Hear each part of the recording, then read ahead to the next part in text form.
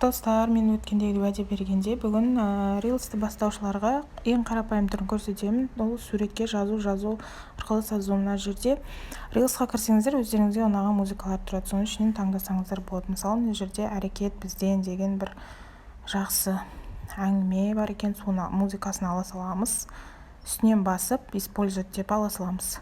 Содан кейін барып өздеріңізге қажетті мына жерде фотолар таңдаймыз. Мысалы, фото болса фото, видео болса видео, өздеріңіз қалауларыңыз. Мына жерде мысалы 1-2 суретімді мен ала салайын. Так. Осы 3 суретті таңдап, енді осының бетіне жазу жазамыз.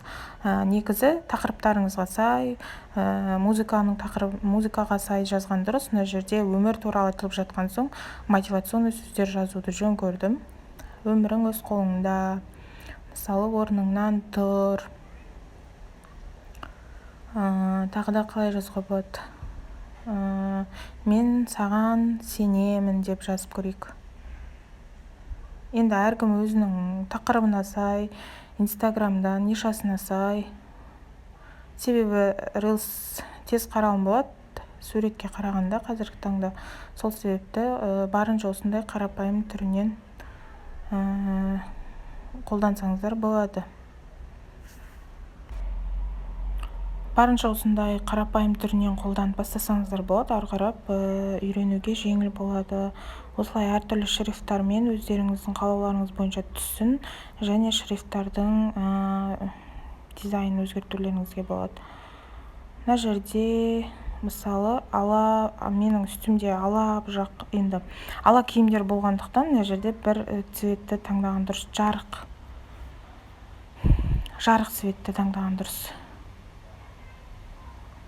Қалай айтсам болады, бір тонда деп айтады ғой. Қызылды таңдап көрдім, бірақ бұл қызылда сонында да онша емес сияқты, аққа ауыстырып көрейік. Ақ әдемі көрінетін сияқты.